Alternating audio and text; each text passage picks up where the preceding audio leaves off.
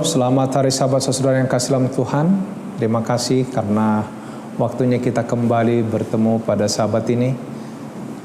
Sebelum kita mempelajari firman Tuhan yang akan kita dengar, mari kita berdoa sejenak. Bapa di sorga, Bapa yang penuh kasih, saat ini kami rindu untuk mendengarkan sabda Tuhan. Biarlah kiranya urapan Roh Kudus-Mu menjadi bagian kami, agar kami boleh mengerti dan faham arti dari firman-Mu dan apa yang kami mau lakukan menantikan kedatangan-Mu. Ampuni dosa kami Bapa, terpuji nama-Mu, dalam nama Yesus kami berdoa dan mengucap syukur. Amin. Saudaraku yang kasih dalam Tuhan, sabat ini kita rindu mempelajari satu pelajaran yang penting. Kenapa kita harus beribadah?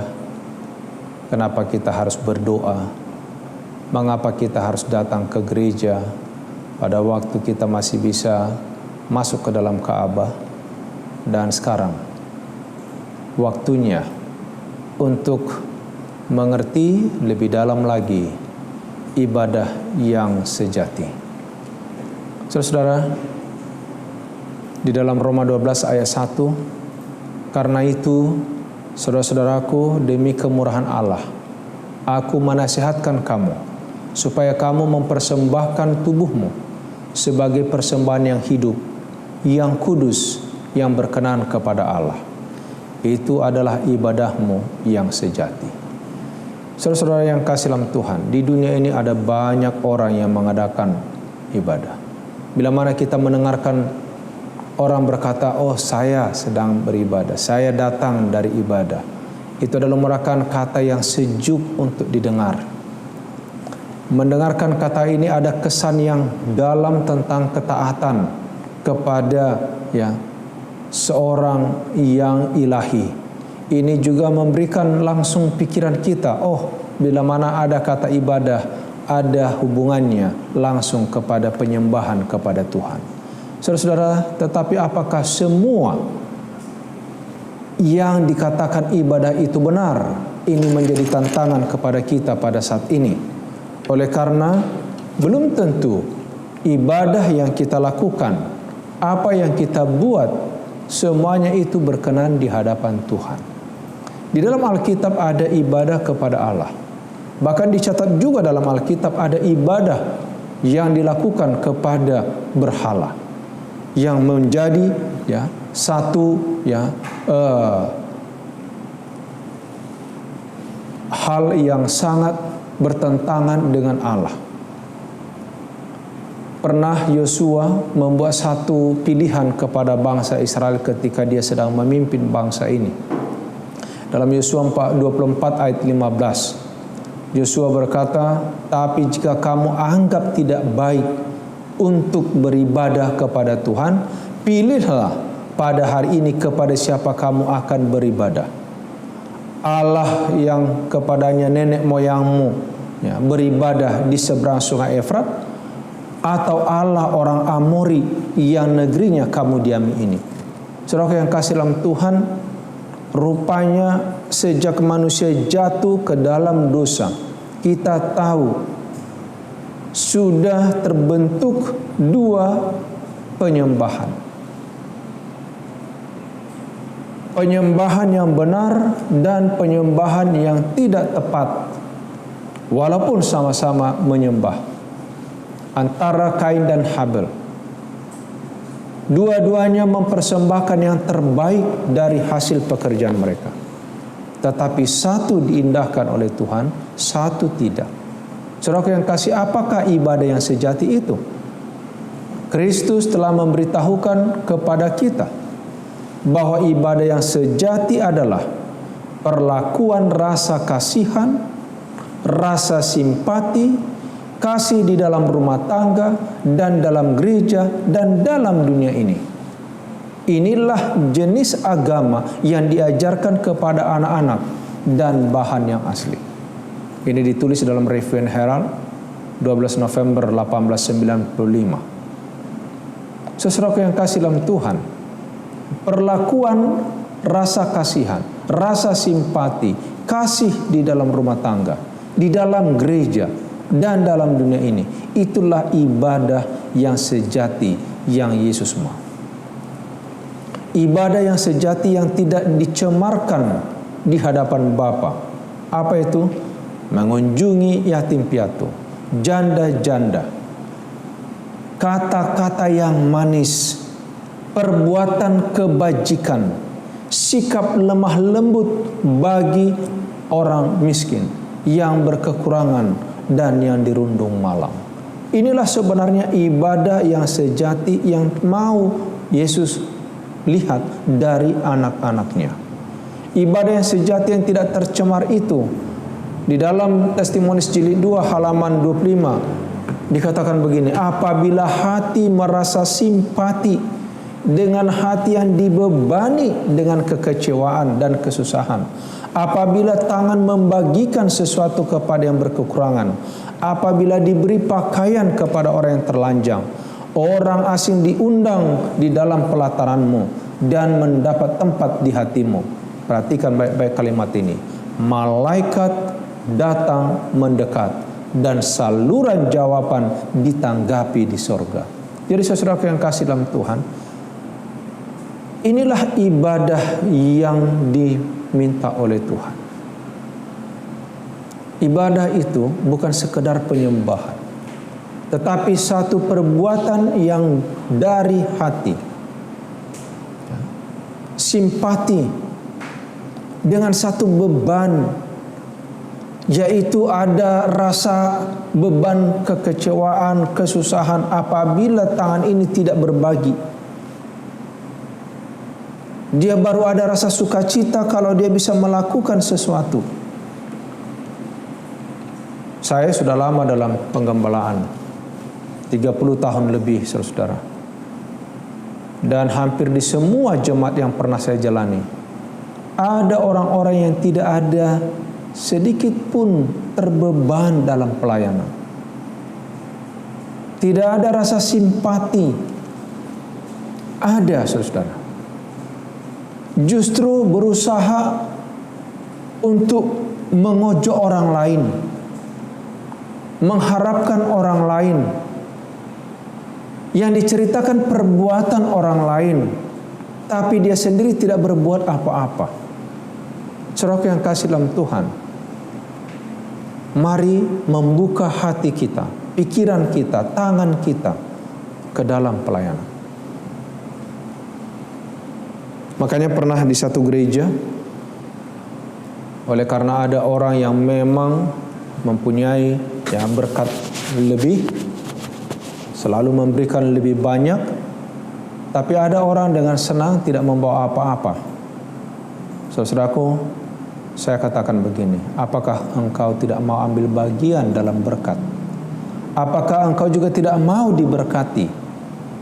Dan mulai hari itu, saya berusaha, saudaraku, supaya semua terlibat di dalam pelayanan, terlibat di dalam membawa sesuatu untuk Tuhan, melayani orang lain. Kenapa? Karena itu berkat, saudaraku. Jangan senang melihat orang lain melakukan sesuatu, kita berpangku tangan, kita yang rugi. Kenapa? Karena berkat itu tidak ada untuk kita. Saudara-saudaraku yang kasih dalam Tuhan, ujian Allah bagi agama kita, tolong diperhatikan ini, bahwa para malaikat Allah sedang mengawasi bagaimana kita memperlakukan orang yang membutuhkan rasa simpati kita. Jadi kita ini sedang diperhatikan oleh malaikat dari sorga. Kasih sayang dan kebajikan kita yang tidak menarik diperhatikan. Malaikat melihat apa kita orang simpati atau tidak, atau kita hanya orang yang suka untuk memanas-manasin orang lain, tapi kita sendiri nggak pernah berbuat. Ini adalah merupakan ujian tabiat dari Allah, nggak main-main, saudara. Jadi sebenarnya kita justru senang, berbahagia kalau kita semua turut ambil bahagian, tidak ada yang tertinggal. Jangan bangga, jangan senang kalau kita tidak ambil bagian, saudara. Bagaimanakah terangmu bercahaya? Apakah cahaya itu? Dikatakan di sini, cahaya itu adalah kealiman, kebaikan, kebenaran, kemurahan hati, kasih Itu adalah pernyataan kebenaran dalam tabiat dan kehidupan. Injil tergantung pada kesalehan pribadi dari orang-orang yang percaya, yang agresif. Jadi saudaraku yang kasih dalam Tuhan, Allah merindukan umatnya adalah orang-orang yang agresif dalam pelayanan. Bukan orang yang mau berpangku tangan, bukan orang yang hanya untuk membiarkan orang lain tanpa dia berbuat, saudara. Kasihan. Sebenarnya yang rugi bukan orang yang berbuat itu, tapi orang yang tidak berbuat itu. Ada orang bangga seperti itu. Bangga dia tidak, oh saya nggak dikasih ambil bagian, saya tenang-tenang aja. Oh saya tidak perlu membawa ini, saya tidak perlu bawa ini. Saudara-saudaraku, bahkan ada orang kalau diberikan jadwal untuk potluck, diberikan jadwal untuk bekerja, diberikan jadwal untuk melayani di gereja, ditolak, bahkan tidak mau ke gereja. Saudara-saudaraku, tolong pikirkan baik-baik. Ya.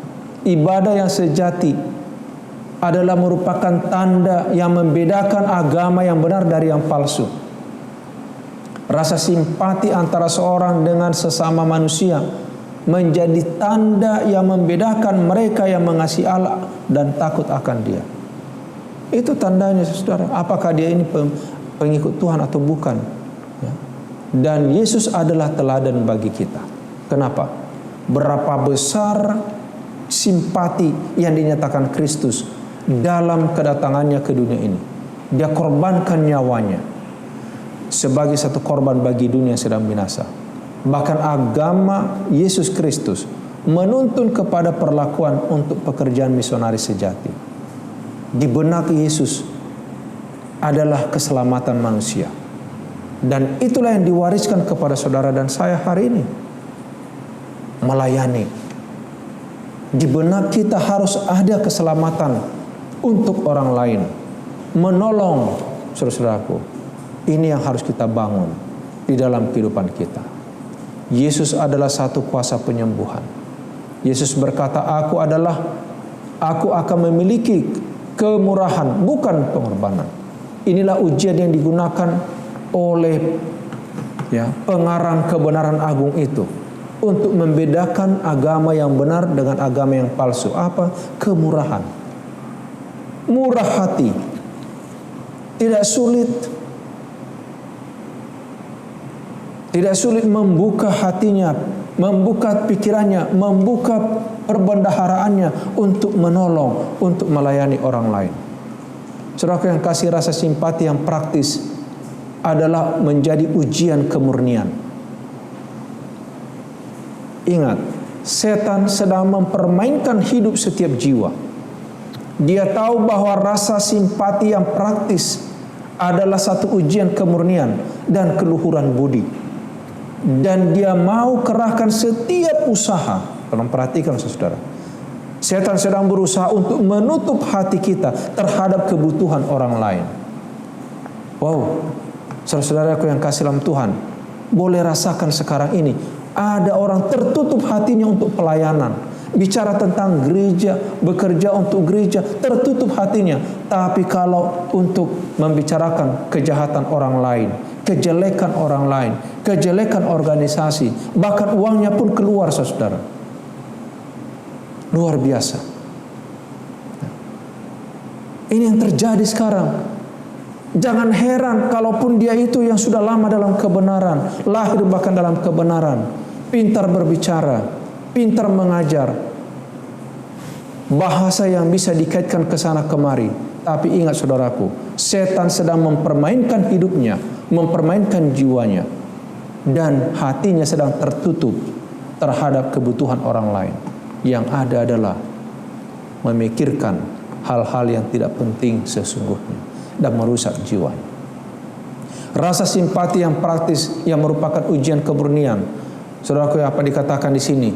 Setan berusaha menimbulkan banyak hal, sama seperti caranya merusak Yudas.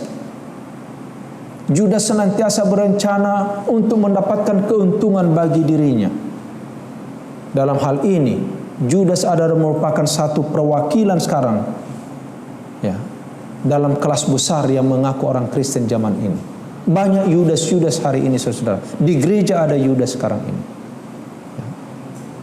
Di organisasi ada Yudas sekarang ini. Di rumah tangga ada Yudas, saudara-saudaraku, yang hanya untuk mementingkan diri, bahkan menjadi pengkhianat, saudara-saudara. Ini hati-hati kita. Dikatakan sebagaimana dengan Yudas, pergaulan dengan Kristus bukannya membuat kita satu dengan Dia. Bahkan apa dikatakan, kalau tidak menghasilkan dalam hati kita satu rasa simpati yang sungguh-sungguh bagi mereka untuk siapa Kristus sudah mati, telah memberikan hidupnya. Ingat, kita sedang berada kita berada di luar Kristus yang menjadikan bulan-bulanan penggodaan setan. Hati-hati, saudara. Jangan-jangan kita ini menjadi permainan setan, menjadi alat permainan daripada kuasa kegelapan. Sementara kita merasa kita berada dalam kebenaran. Saudara yang kasih, kita harus menjaga diri terhadap satu penyimpangan dari kebenaran, satu pelanggaran. Ingat, satu pengabaian manifestasi dari Roh Kristus akan membuka jalan bagi satu lagi, masih satu lagi, sampai pikiran kita ini dikuasai oleh prinsip-prinsip musuh. Ingat, sekali terbuka, saya melihat begini, saudaraku, setan tidak pernah bekerja dengan cara yang ekstrim sehingga menakutkan. Setan bekerja dengan begitu menarik. Perlahan-lahan kita mulai dengan satu pelanggaran, mulai mengabaikan hal yang lain, mulai lagi membuka jalan untuk hal yang lain, sampai akhirnya kita penuh perangkap, dan akhirnya kita tidak keluar dari zona itu, saudara. Firman Tuhan katakan, kamu dibangun dengan roh mementingkan diri sendiri, menjadi nafsu yang menggayang, yang tak dapat dikalahkan kecuali dengan kuasa Kristus. Wow, saudara-saudara, kalau kita sudah terperangkap, lihat itu orang-orang yang terperangkap dengan obat-obatan terlarang, minuman-minuman keras dan lain sebagainya, rokok, saudara, yang gak jarang. Ada orang yang sudah puluhan tahun menjadi Advent, begitu sulit meninggalkan rokoknya. Saudara yang kasih dalam Tuhan, ingat, dikatakan di sini, kecuali dengan kuasa Kristus engkau tidak akan lepas lagi dari sana. Karena kita sudah terperangkap. Kita membutuhkan kuasa Yesus sekarang, saudara. Ibadah sejati melakukan perbuatan kemurahan dan kasih. Kesalehan yang sejati diukur dengan pekerjaan yang sudah dilakukan. Keahlian kita tidak berarti, kedudukan kita enggak berarti, saudara. Satu tabiat yang serupa dengan tabiat Kristus, itu adalah bukti yang kita pegang bahwa Allah sedang mengutus anaknya ke dalam dunia ini. Ini satu pelajaran penting bagi kita. Tidak ada artinya kesalehan bila mana kita tidak berbuat.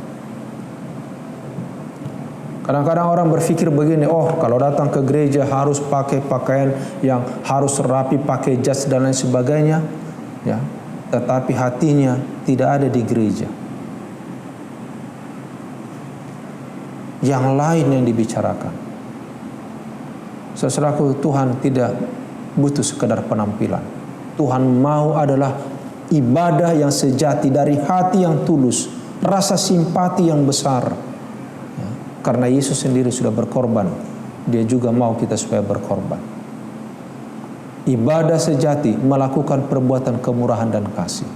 Mereka yang mengaku orang Kristen tapi tidak berlaku seperti Kristus, mau berlaku di tempat mereka, sangat merusak, dikatakan di sini, sangat merusak pekerjaan Allah.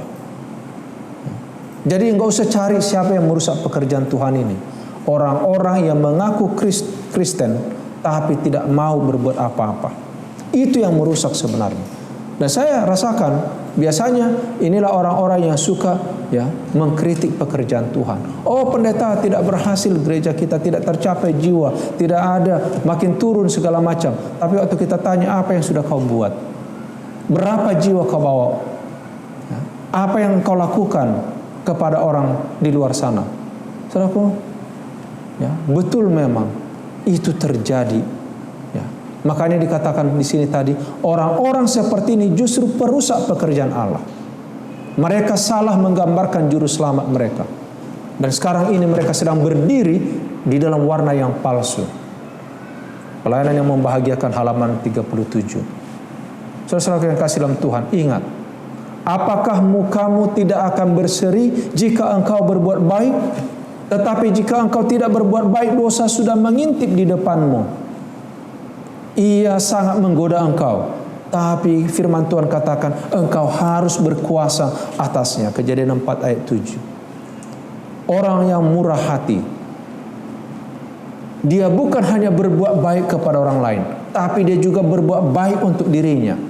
Tetapi orang yang kejam menyiksa badannya sendiri. Ya. Amsal 11 ayat 17. Jadi saudaraku, waktu kita berbuat kemurahan, sebenarnya itu adalah membawa berkat bagi kita. Bukan untuk orang itu saja. Ya. Belajarlah berbuat baik, usahakan keadilan, kendalikan orang kejam, bela hak anak yatim, perjuangkan perkara janda-janda. Yesaya 1 ayat 17.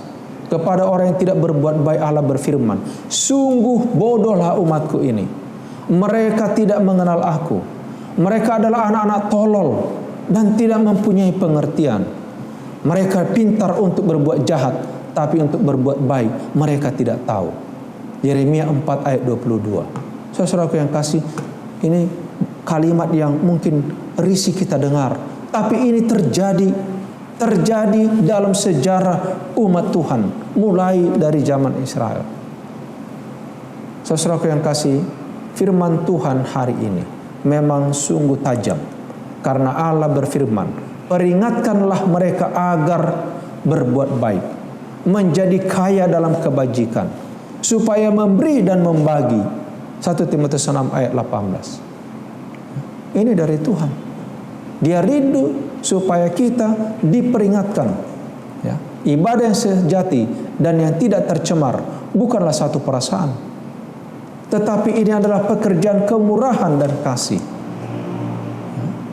Ibadah yang sejati, agama yang benar, itu sebenarnya sedang membuka jiwa kita kepada sorga, membiarkan masuk sinar, ya, kasih Allah datang bersamanya dengan ketenangan dan kesabaran. Saudara yang kasih, kekuatan fisik, kekuatan mental rohani kita akan bertambah jika kita melakukan ibadah yang sejati. Kristus dibentuk dalam pengharapan dan kemuliaan. Pekerjaan yang setia, yang lebih berterima kepada Allah ketimbang, ya, kebaktian yang paling rajin dan dianggap paling suci. Jadi saudaraku yang kasih dalam Tuhan, ya, saya katakan tadi, saya punya pengalaman karena ya saya pendeta di gereja. Saya dapatkan orang-orang yang suka yang ngedumel, pendeta lihat mereka itu, ya, karena dia rapi, ya, dia setia ibadah dan lain sebagainya, ya, lalu mulai mengkritik orang lain. Saudaraku, ingat kalimat ini, pekerjaan yang setia lebih berterima kepada Allah ketimbang kebaktian yang paling rajin dan dianggap paling suci. Kalau bekerja sama dengan Kristus, itulah perbaktian yang benar. Saudaraku, boleh saja kita melihat orang dari fisik, dari luar, tapi apa yang Tuhan mau adalah yang dimulai dari hati nurani yang dalam, rasa simpati, kemurahan dan kasih yang mengalir dengan perbuatan. Banyak orang diam-diam tapi bekerja, tapi banyak orang juga yang hanya bicara tapi tidak pernah melakukan sesuatu. Saudara yang kasih, doa, bujukan, pembicaraan adalah buah murahan yang sering digantung, tetapi buah-buah yang dinyatakan dalam pekerjaan yang baik, memperdulikan yang berkekurangan, yang tidak mempunyai ayah, yang tidak mempunyai ibu, janda, adalah buah-buah yang asli yang bertumbuh secara alamiah pada pohon yang baik. Ini ditulis dalam Testimoni jilid 2 halaman 24. Jadi saudaraku yang kasih, sekali lagi, buka mata kita, buka tangan kita, buka hati kita, buka perbendaharaan kita. Itulah ibadah yang sejati. Jangan kita jemu-jemu berbuat baik. Kenapa? Karena apabila waktunya tiba, kita akan menuai jika kita tidak menjadi lemah. Karena itu selama masih ada kesempatan, marilah kita berbuat baik kepada semua orang, dan terutama kepada orang kawan-kawan kita yang seiman. Galatia 6 ayat 9 dan 10. Saudara yang kasih, pada sabat ini panggilan buat kita. Mari kita serahkan seluruh hidup kita, tubuh jiwa kita, raga kita, menjadi bobon yang harum di hadapan Tuhan. Karena itu ibadah yang sejati.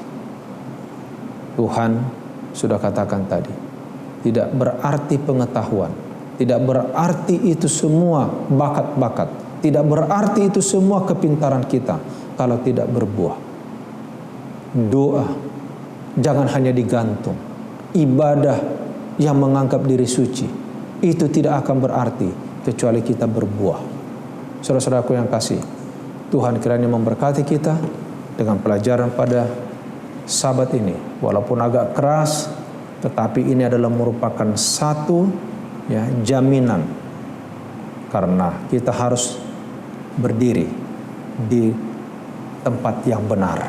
Kalau tidak, kita ada di tempat yang palsu. Tuhan kiranya memberkati kita. Kita bersatu dalam doa. Bapa di surga, Bapa yang penuh kasih, terima kasih firman yang begitu indah. Ajari kami untuk melakukannya Bapa, karena kami manusia berdosa, kami manusia lemah. Ini adalah satu pergumulan yang besar, agar kami tidak terperangkap dalam genggaman kuasa kegelapan yang menutup hati kami untuk melakukan kebaikan. Biarlah ibadah kami ibadah yang sejati, di mana kuasa Kristus berkuasa dalam hidup kami, mengubah hidup kami, sehingga mulai hari ini kami dalam kerendahan hati, penuh kesabaran, rajin untuk melayani, menunggu kedatangan Yesus yang kedua kali. Angkat tanganmu kepada anak-anakmu. Tuhan memberkati engkau dan melindungi engkau. Tuhan menyinari engkau dengan wajahnya dan memberikan engkau kasih karunia. Tuhan menghadapkan wajahnya kepadamu dan memberi engkau damai sejahtera. Kiranya kasih karunia Tuhan Yesus, kasih Allah Bapa, persekutuan Roh Kudus memberkati kita semua dari hari ini sampai Yesus datang. Di dalam nama Yesus kita sambut berkat-Nya. Amin.